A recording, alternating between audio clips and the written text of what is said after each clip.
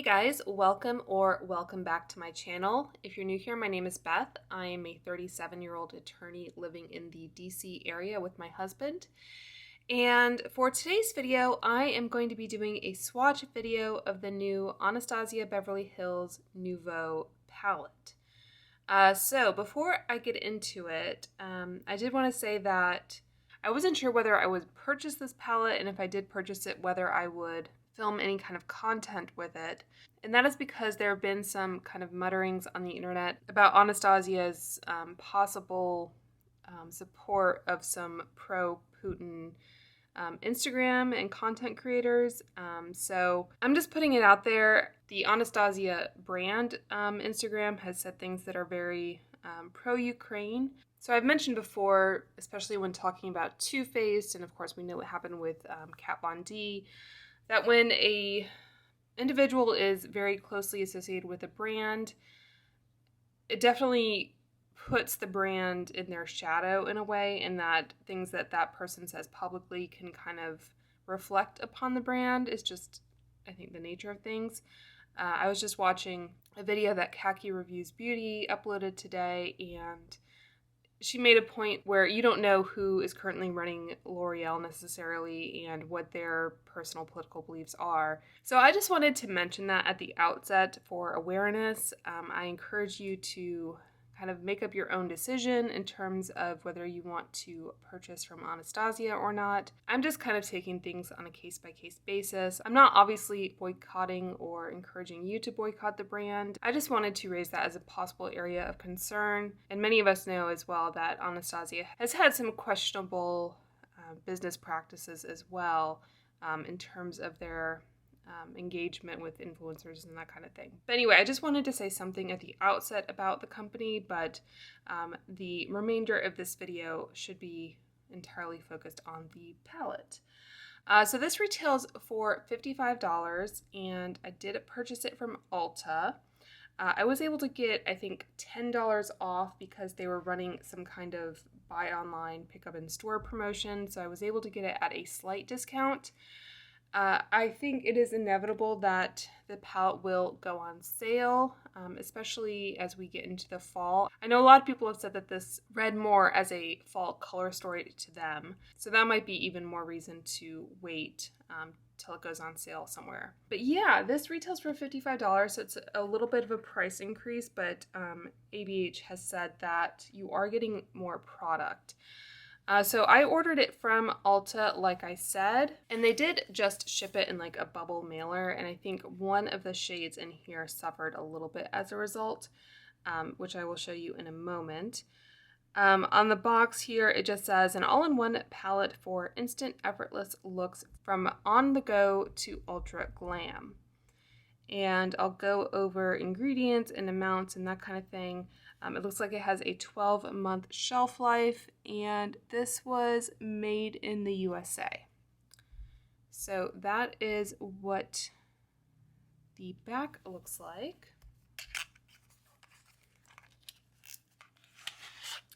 And as a lot of people have said, it's nice that we've kind of departed from that velvet packaging that we had with like the modern renaissance and the soft glam.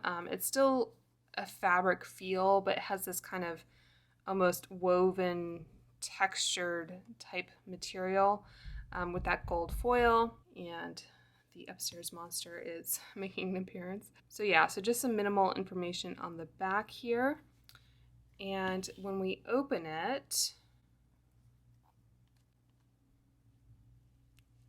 it does have this plastic sheet that covers the shadows. Oh yeah, there is definitely a film on the mirror, I think.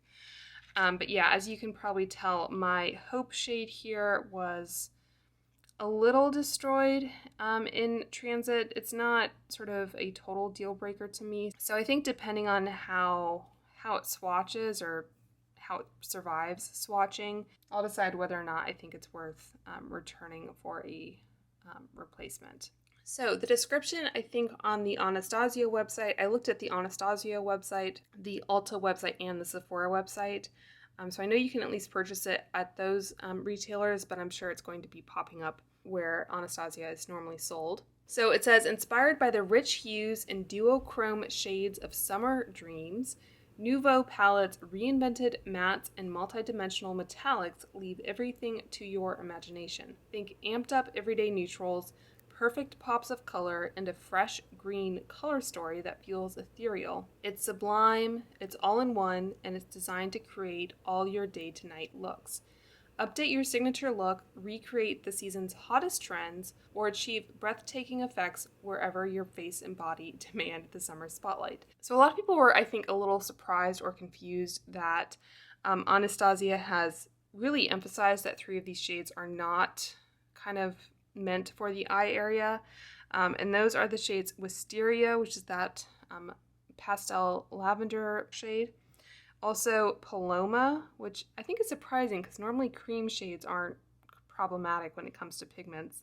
And also Metro. I'll start off by saying that a lot of these shades do contain carmine. One of the reasons why a lot of companies will put out a pigment palette as opposed to an eyeshadow palette is that they do contain like synthetic replacements for carmine, which is an animal-derived pigment. So those other red alternatives will typically not be approved for the immediate eye area, at least in the US. So that's typically the reason. I'm not sure why those particular shades are not approved, especially when many of these shades do contain carmine. But they do say that it is for your face and body.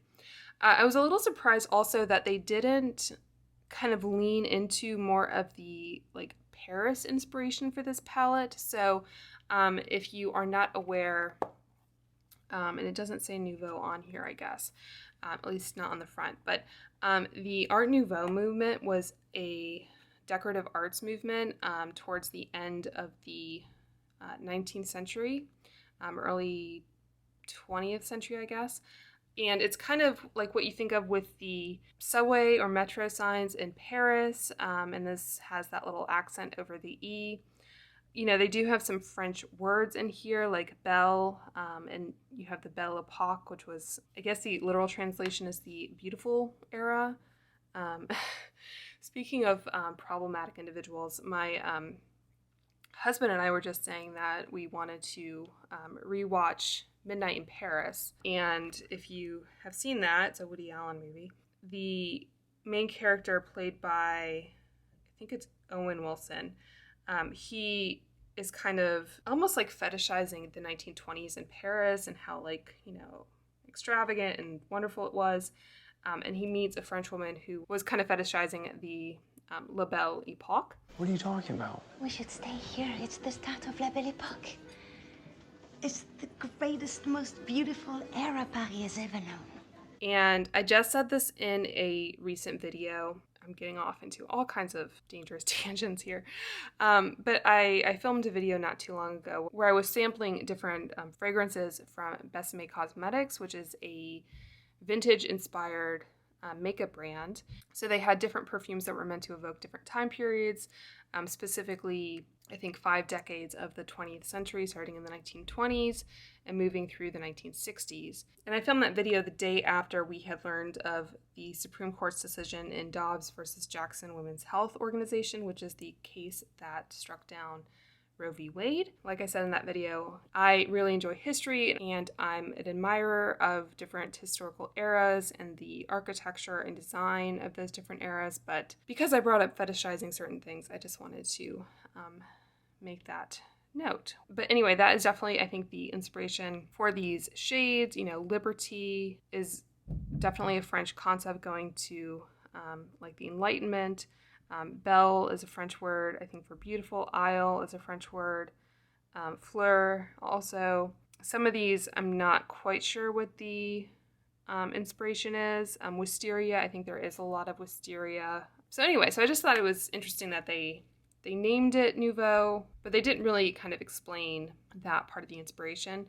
I think Babs Beauty kind of said, you know, in terms of a summer palette, you know, she can see kind of the garden party, like fairy type inspiration or color story at work here. So this could be kind of a nice spring or late summer getting into fall palette. So in terms of makeup releases, maybe it makes sense to release it in the middle of summer for that reason. But anyway, okay, so that is a very long-winded explanation of that. There is the mirror like you saw there, and it is magnetic. They did get rid of the little slot that would hold the brushes that used to come with it. So just for comparison, this is the Modern Renaissance palette. They are, I think the Modern Renaissance is maybe just a tad bigger, but not by much, if you can see that. And we have a much larger sticker on the back here. This said it only had a 6-month shelf life, which I definitely would believe, because I think this eyeshadow formula is definitely one where it did start to suffer a little bit over time. So that is the kind of size of the mirror. I left the protector on, as you can see. This is where the little brush is that I never really used. And then you did get, I think, 14 shades as opposed to 12. But looking at it, it does appear that you do get a lot more product in this new Nouveau palette. So this is the Modern Renaissance. I don't know if any of these will kind of be similar in terms of color story at all, but if you would like me to compare any of these older Anastasia palettes to the new one, just let me know. This is the Sultry palette, and then I also have the Prism. I know a lot of people have compared the Nouveau palette to the Sydney Grace Little Marvels palette that they did with Mel Thompson. I don't have that palette. I think just based on swatches, though, it does appear that there are some significant differences. So I don't think Anastasia ripped off Sydney Grace or Mel or anything. And then this is the much talked about Master Palette by Mario palette. And I think it has kind of a similar, like, muted color story, but they don't look identical anyway. But again, if you'd like to see any comparison swatches, I would be happy to do that. I should mention as well that I will have timestamps down below, so if you'd like to just skip ahead to the swatches, you are welcome to do that. Okay, so as I said, it's cruelty-free but not vegan. It's free of parabens, sulfates, phthalates, mineral oil, alcohol, and talc. And let's see if I can compare. The Soft Glam had an 18-month shelf life for whatever reason. And this one, okay, it's way up here. So this one says you were getting 0.74 grams each. In this new one, you are getting, I think it was 1.34. So it's a difference of 1.34 versus 0.74 grams. You are getting fewer shades, however. And I'll describe the shades when I swatch them. But I just wanted to touch on Anastasia's suggested usage. So they recommend that you use light pressure when picking up product with a brush or fingertip. I thought it was also interesting. They specifically recommended that you pair with the Magic Touch Concealer, which I have here. They said to pair this with the concealer to prime and create an even, smooth canvas. So I thought it was interesting that they specifically recommended using this concealer, which I have in the shade 2. They also do make a primer, so I thought I would just kind of show you that.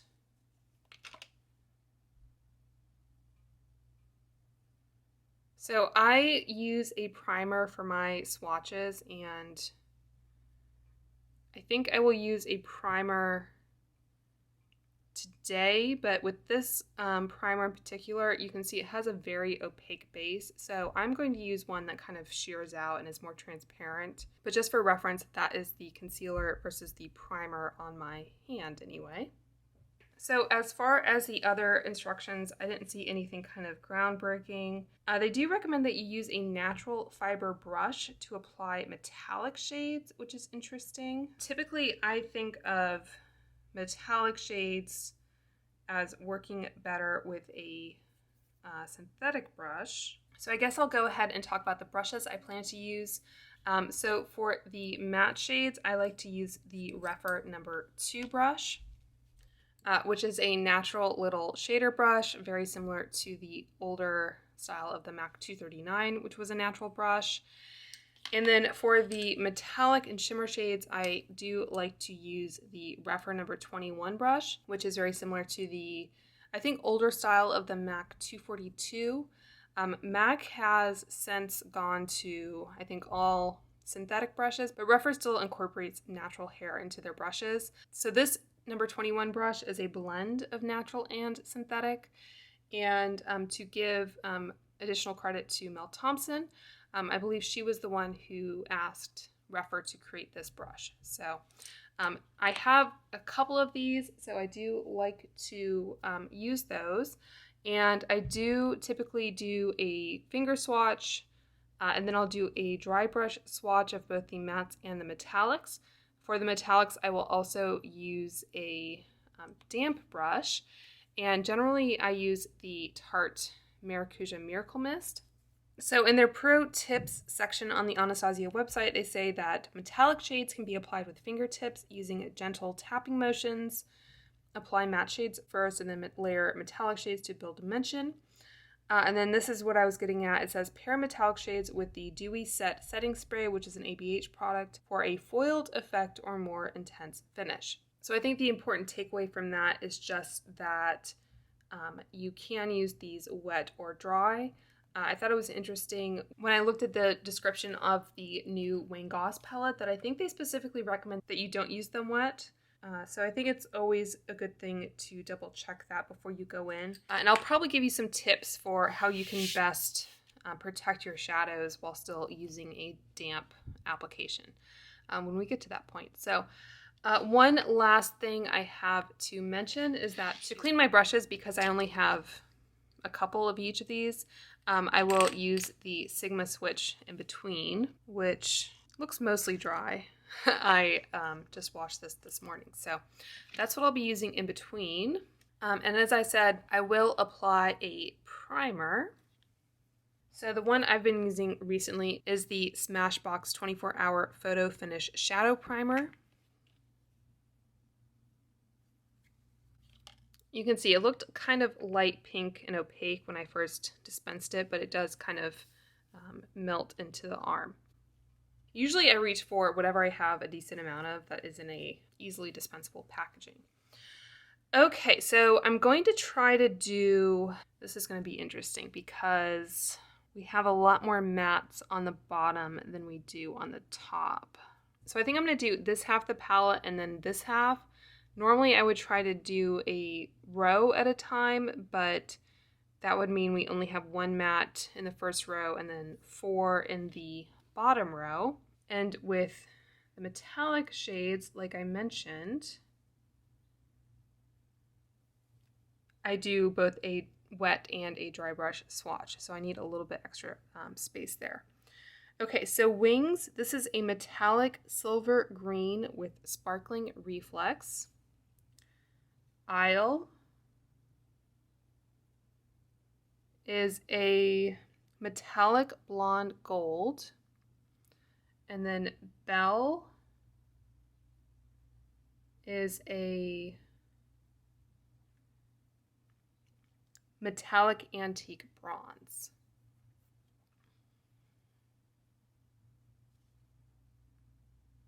So that's Wings. These do have a little bit of a kind of chunkier formula to them. I just saw, I think, let's see, that has a little bit of fallout. I just saw Jen Phelps kind of talk about this palette, and I thought it was interesting because she had also talked about the new Lorac Unzipped palette, which I have here, which I just filmed a video about. And when I open it, you'll probably be able to tell kind of a little bit about the texture, especially those two shades. So I did wear that the other day, and I think with that kind of formula, you definitely want to wet your brush just to prevent fallout.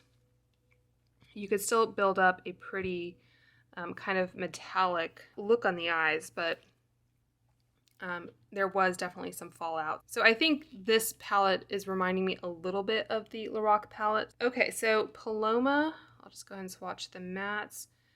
This is the matte creamy ivory with sparkling reflex. I don't know if I see much in the way of sparkling reflex.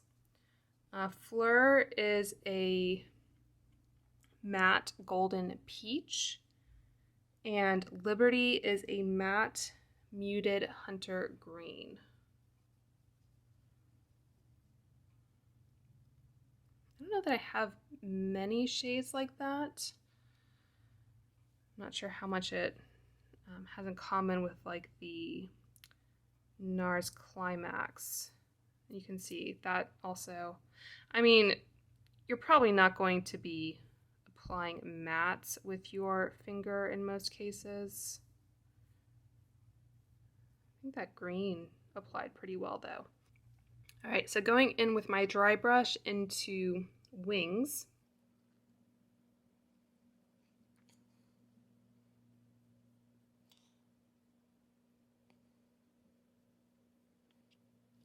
So I think you can build that up. It's not maybe quite as opaque as the finger swatch. All right, so a clean dry brush going into Isle. So as I always say, like if you don't want to use a finger for whatever reason, if you have nails, that kind of thing, those little foam tip applicators that you get that sometimes come in palettes are a good way to go. And you can also just purchase those separately from the drugstore. So that is Belle. I'm not having any trouble picking up the product with a dry brush though. I feel like the Lorac palette was maybe giving me a little bit more trouble with that. All right, so using the other brush here, and as I alluded to earlier, you can either try to pick up the product on the brush and then wet it, or you can wet the brush and then pick it up. So let's see how it does if I wet it. One of the reasons I like to use this, by the way, is that it has a nice aerosol dispenser. So kind of creates a nice fine mist. All right, so plenty picked up there.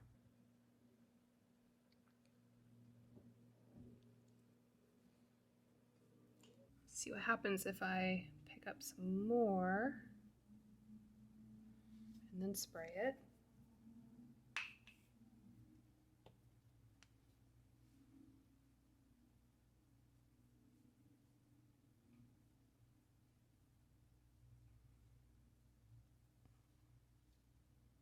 Yeah, I'm not sure one is necessarily better than the other. For some reason, I feel like there's more blue coming out when I swatched it wet, but I don't know if that's just my imagination. All right, going into Isle with a dampened brush.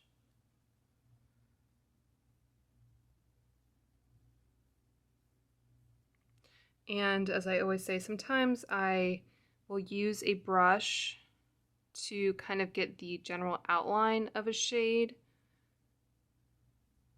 especially a dry brush. And then if I feel like I need to go in with a finger or something to kind of build it up, I will do that. All right, and the last one of this little section is Belle. It's definitely causing kick up, but it's kind of a more, I guess, dense, almost crumbly kick up. It's not too dusty or anything. Those all kind of look identical, actually. Again, with this Isle shade, maybe a little bit more opaque in the finger and the wet brush. Wings is kind of similar, I think. Okay, so let's go into Paloma with a brush. And if you are worried about fallout, you can always kind of knock your brush off. Like this one does pick up a good amount. Applies fairly smoothly though. And of course you can do your eyes first if you are worried about fallout, if you're using some darker shades. I'm trying to be better about using those eye masks, like the ones from Wander Beauty. So using those underneath my eyes when I'm doing my eyeshadow so that I can then remove them and go in with a clean base. And I always say when I get this close to my kind of wrist wrinkles, you know, the texture of the skin is a little bit different there, but I do try to get the primer kind of down the length of the arm, and I think those applied very well even on that type of skin texture. Okay, so that is the overall look at that first group of 6 shades, and we'll zoom in. So this is Liberty. This is the finger and the brush swatch. This is Fleur. That's the finger and the brush. I'll just grab this other brush real quick. The brush swatch does appear a little bit lighter, but I think I could kind of build that up if I wanted to create more opacity. All right, so going on, this one is Paloma. That is the finger and the brush. And then moving up to the first row, again, we have Belle. So finger, dry brush, wet brush. Isle, finger, dry brush, wet brush. And finally, Wings. So finger, dry brush, wet brush.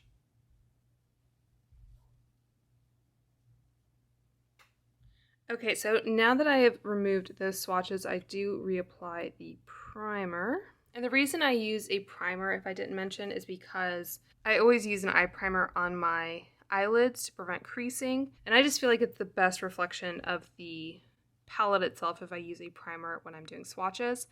And that's kind of the whole point of doing both finger and brush swatches, and then doing both dry and damp brush swatches, because I'm trying to figure out the best application method for the shadow on the eyelid. Okay, going into the last half here, we have the shade Wisteria,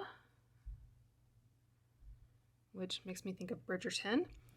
This is a matte pastel lavender with sparkling reflex. I'm wondering if it's the sparkling reflex that is preventing it from being eye safe. I mean, if that's the case, they should have just left out the, I just dropped purple in those 2 shades. I'm gonna try and blow that away.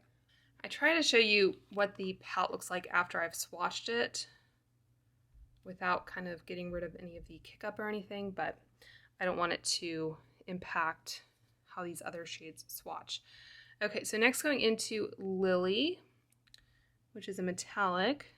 And this one, it says, is a metallic rose gold with multi-dimensional reflex. So that is Lily. And then finally we have Hope, which is a metallic olive green with gold reflex. And I sure hope this kind of will press back in. It almost feels like the top is moving a little bit, which is odd. I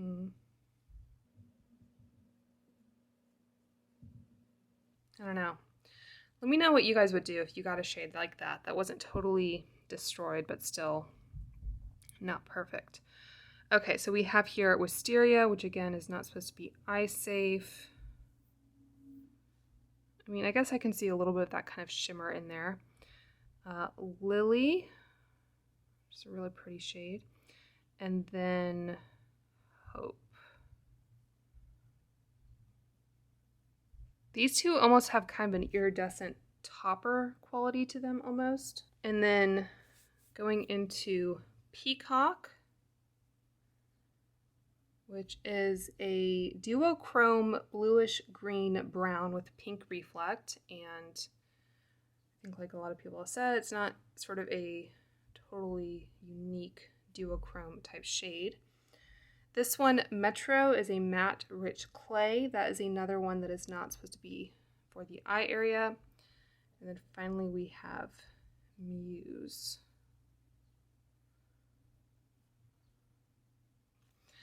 Yeah, that Hope shade, it almost reminded me a little bit of like, I don't know, like you had some kind of dessert or something where you have a crust and like I'm pressing down on the crust so it's kind of moving. All right, I'm kind of running out of room here. Nice, deep, rich shade though. All right, so going into Wisteria here.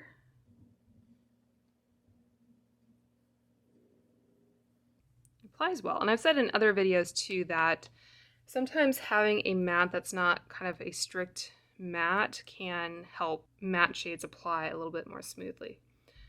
Okay, so going into Lily with a dry brush.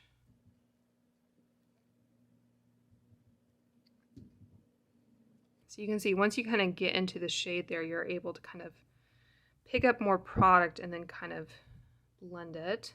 And then let's see how Hope does with the brush. Do you guys see that kind of moving? Maybe when I go in for the wet brush, I'll zoom in a bit. Or here.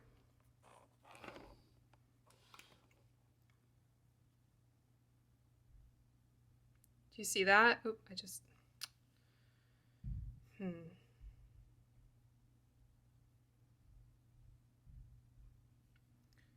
Really kind of destroying the shade.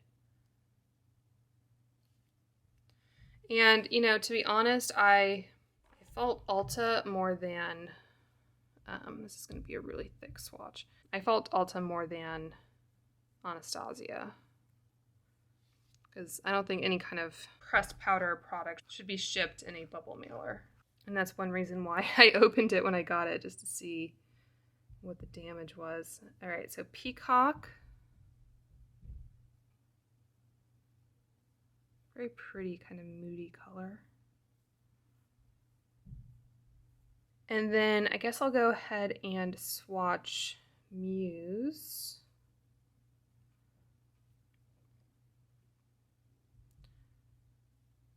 I don't know that this shade requires any kind of wetting, like just based on the brush swatch.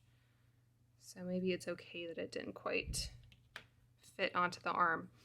All right, and then going back to Metro. Personally, I fully intend to use all of these on the eyelid, but use your own judgment.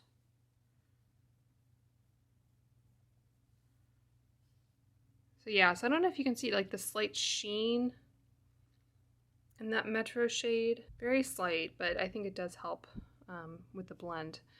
Okay, so let's go back into Lily with a wet brush and go in here.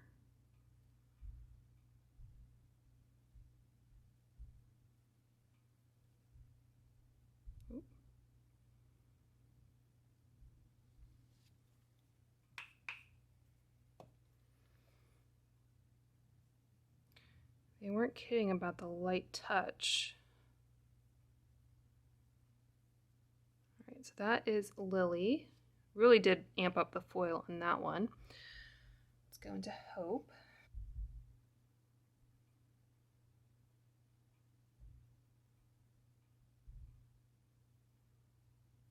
You can see I definitely picked up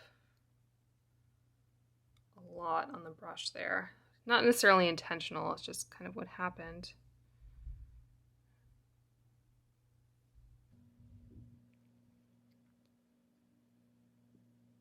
Okay, so Peacock is next.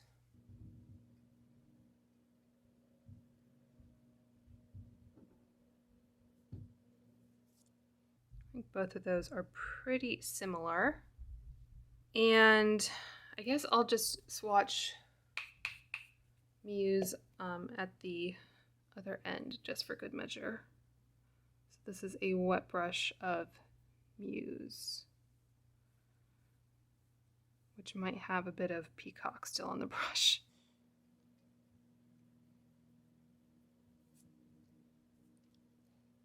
Yeah, I don't know if I'm seeing more sparkle in there because I had some peacock still on the brush, or if the wet brush did anything.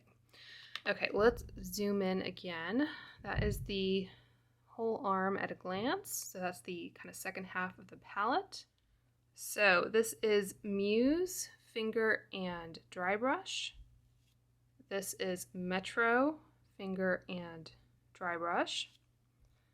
This is Peacock finger, dry brush, wet brush. This is Hope finger, dry brush, and wet brush. This is Lily finger, dry brush, and wet brush. And then we have Wisteria finger and dry brush. And then this one down at the end here is the wet brush swatch of Muse. And as you maybe can tell, it looks like it has some of that sparkle in it from Peacock.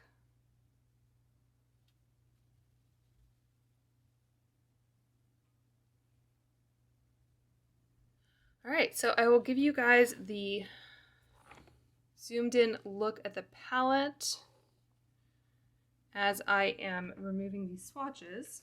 All right, so as you can see, there's definitely some evidence that someone has been in here. Now that I've kind of messed around with Hope, I don't think it's kind of fared any worse than some of the other shades, especially Lily. Maybe those just have a similar texture, but I think I can make this work. I think I might hold on to the little like plastic sheet that came with it though. Normally I just throw these away, but I feel like with some of these palettes that have such crumbly shades, it's kind of helpful to kind of corral all of this kick up. You know, I might be going in a little bit more aggressively when I'm swatching with a brush, but you know, I do expect that there will be some kick up and possible fallout with these shades. I was thinking as I was swatching it that it seems like some of these formulas are getting closer and closer to like a loose pigment. And I know we had Subculture Gate a few years ago, and like ABH was just saying that people didn't really understand the formula or how to use it. They were used to kind of your more traditional eyeshadow formula that had a lot of filler and that kind of thing in it. So I would just say, you know what you're kind of getting yourself into.